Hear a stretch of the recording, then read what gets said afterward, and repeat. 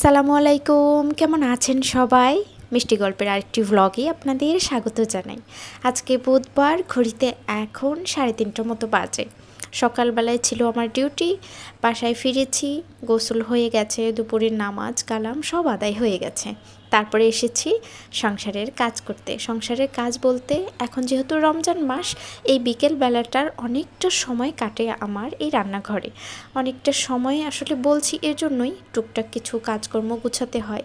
থালা বাসনগুলো ধুয়ে রাখি যেখানে, সেই ট্রেটা থেকে তুলে তুলে যেটা যেখানে থাকে সেটাই গুছিয়ে রাখতে হয়। তারপরে কাটাকাটি, তারপরে রান্না বাড়া, এসব কাজই চলে এই বিকেল বেলাটায়। কিন্তু রমজান মাস বলতেই যে এক গাদা রান্নাবাড়া করতে হবে, এক গাদা খেতে হবে, এটা কিন্তু আমাদের ইসলাম ধর্মে বা কোনো জায়গাতেই নেই। আপনি অল্প খেয়ে অল্প পরেও কিন্তু রমজান আদায় করতে পারেন। আমিও তাই একটু টুকটুক করে চেষ্টা করি যে সময়টা শুধু রান্না বাড়া বা কাজকর্মে নষ্ট না করে, এই মাসটা যেহেতু বরকতের মাস, রহমতের মাস, একটু ভালো মতো ইবাদত করতে। রান্না করব লাল শাক ভাজি। লাল শাকটা সুন্দর মতো করে ধুয়ে 4-5 বার কচলে কচলে ধুয়ে রেখে দিয়েছি। একটু পানিটা ঝরলে কাদা কাদাটা কম হয় জানেন। আর এই পাশে কাঁচা কাঁচা পেঁয়াজ কিনে নিয়ে এসেছে, এতগুলো পেঁয়াজ দেখেছেন, ছড়িয়ে রেখেছি। একটু শুকোতে দিয়েছি, পলিথিনে রাখলে আবার নষ্ট হয়ে যায় খুব তাড়াতাড়ি। যেহেতু টাকা দিয়ে কেনা জিনিস নষ্ট করতে আর ভালো লাগে না বলেন। একটু যেহেতু ভালো মন্দ খেতে হয়, তাও পেঁয়াজ ছাড়া তো আমরা খেতে পারি না, আমাদের বাঙালিদের তো পেঁয়াজ লাগেই। তো কয়েকটা পেঁয়াজ এখানে কেটে নিয়েছি, যেহেতু লাল শাক ভাজি করব। আর একটা রান্না করব, সেটা ডিম ভুনা। দেখি ডিম ভুনাতে যদি অল্প একটু টমেটো দেওয়া যায় তাহলে কিন্তু মন্দ হবে না, অল্প একটু গ্রেভি হবে, ভালো হবে। রান্না বসিয়ে দিয়েছি, কাটাকাটি তো হয়েই গেল, তা আপনারা দেখলেনই। দাঁড়ান, ঝটপট একটু শাকটা আগে সিদ্ধ বসিয়ে দিই। আর রমজান মাসে আরেকটা একটু ঝামেলা আমার হয়, যেটা আসলে তরকারিতে নুনটা হলো কি না, ঝালটা ঠিক হলো কি না, একমাত্র তরকারির চেহারাটা না দেখে না বোঝা যায় না। এখন আপনাদের সাথেও কি এরকম হয় বলেন? আমি ইফতারটা করার পরেই টুক করে আগে তরকারিটা টেস্ট করে নিই, যে নুন দিতে হবে কি না, ঝাল দিতে হবে কি না, এইগুলো। আসলে সারাদিন রোজা রেখে, কারণ একটা বা দুটো তরকারি রান্না করি, বেশিরভাগ চেষ্টা করি একটা তরকারি দিয়ে সেরে ফেলতে, কারণ এত গাদা গাদা রান্না করার তো কোনো প্রয়োজন নেই। এর মধ্যে আমার কর্তাও চলে এসেছেন, তো উনি আমাকে বলছেন, দাঁড়াও, তোমাকে একটু কি হেল্প করতে হবে আমাকে বলো, আমি একটু হেল্প করে দিই। তাই আমি বললাম যে ফ্রিজ থেকে কয়েকটা ডিম বের করো। যখন ফ্রিজে ডিমগুলো রাখি, আবার বের করে সাথে সাথে সিদ্ধ দিই, সেগুলো একদম কেমন হয়ে যায়, ছ্যাবড়া ছ্যাবড়া, ছেলা যায় না সহজে। তাই বললাম যে একটু ডিমগুলো বের করে রাখো, ব্যাস, আর তেমন কিছু তোমাকে করতে হবে না। সিদ্ধ হয়ে গেছে শাকটা। আমি আমার মাকে দেখতাম যে শাক সিদ্ধ করে সেটা সাইডে এভাবে রেখে, তার সেই পাতিলেই একটু তেল গরম করে কয়েকটা শুকনো মরিচ ফোড়ন দিয়ে, তারপরে ওখানে রসুন, হালকা একটু যদি পেঁয়াজ দিতে ইচ্ছে করে তাহলে দিল। আমি আজকে দিয়েছি, ভালো লাগে খেতে বলেন। তাই এখানেই একটু একটু ভাজা ভাজা করে, অত বেশি লাল করে ভাজবে না, তরকারি রান্নার মতো, আর হালকা একটু সাদা থাকতেই আবার সেই শাকটা মিশিয়ে দেন। ভীষণ ভালো লাগতো সেই শাক খেতে। আর আমাদের যেহেতু একদম ক্ষেতের শাক ছিল, চুলোর একটু দূরেই তাজা শাক নিয়ে এসে রান্না করা হতো, ভীষণ ভালো লাগতো। কত কি মনে পড়ে যায় বলেন, আজকে কত দূর আমি সেই বাসা থেকে। চলুন, মন খারাপ করে লাভ নেই, এবার ডিমগুলো সিদ্ধ দিচ্ছি। প্রায় 10-15 মিনিট হয়ে গেছে, বের করে রাখা হয়েছিল। 4টা ডিম বের করে এখন সিদ্ধ দিয়ে এগুলো একটু ভুনা ভুনা করব। আজকে তেমন কোনো রান্নাবাড়া করব না। এই যে বলেছিলাম না, ফ্রিজের ডিম বের করে এভাবে যখন আমি ছিলি সিদ্ধ করে, আমি আর সেটা ছিলতে পারি না।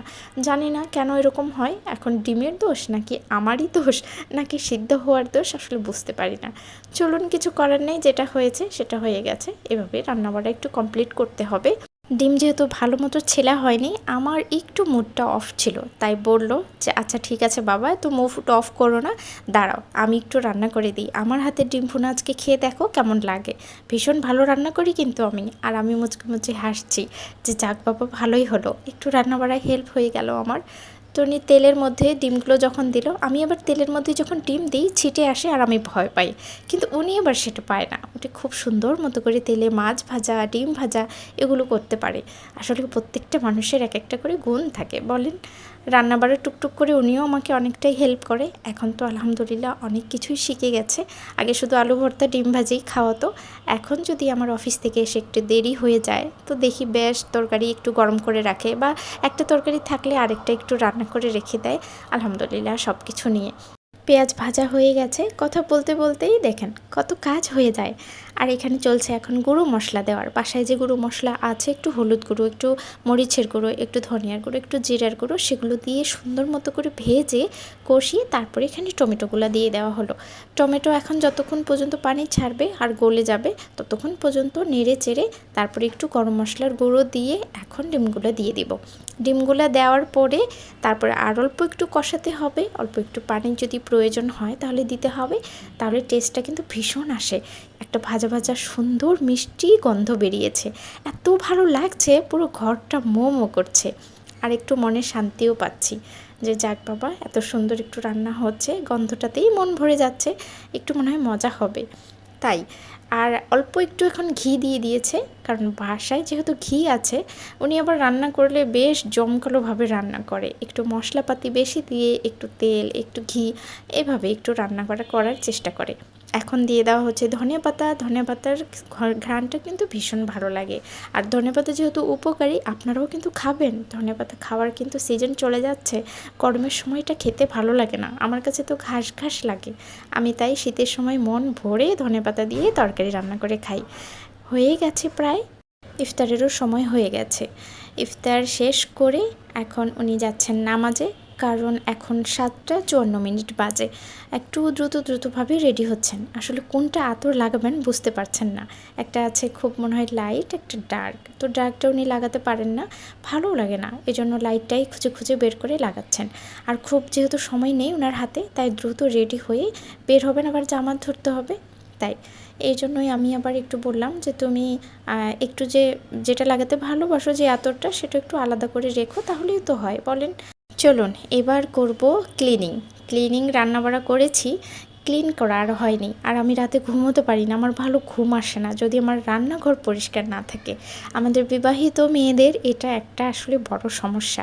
এভাবে নোংরা রেখে তেল চিটচিটে রেখে আমরা মনে হয় ঘুমোতে পারি না।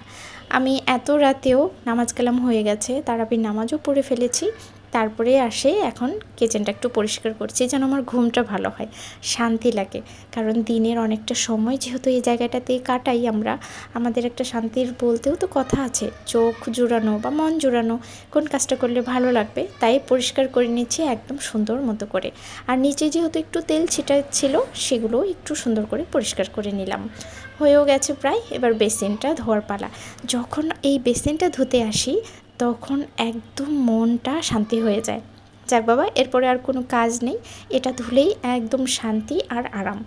আর এটা যখন আমি ধুতে আসি তখন আরেকটা কথা আমার মনে পড়ে, যে আমার মা যখন এইভাবে জিনিসপত্রগুলো গুছিয়ে রাখতো তাহলে ওনার কত ভালো লাগতো। এই যে দেখেছেন, টাইম এখন 10টা 6 মিনিট। এখন হলো আমার কাজ শেষ, সব কাজই শেষ হয়ে গেছে।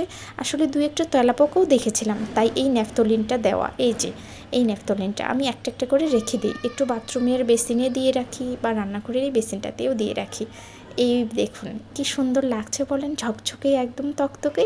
তাহলে চলুন আজকের ভিডিওটা এখানে শেষ করছি। আজকের ভিডিওটা কেমন লাগলো তা অবশ্যই কমেন্টে জানাবেন। যদি ভালো লাগে একটা লাইক করে দেবেন। আর ততক্ষণ পর্যন্ত সবাই ভালো থাকবেন, সুস্থ থাকবেন এবং সাবধানে থাকবেন। দেখা হবে খুব শীঘ্রই নতুন অন্য কোনো ভিডিওতে।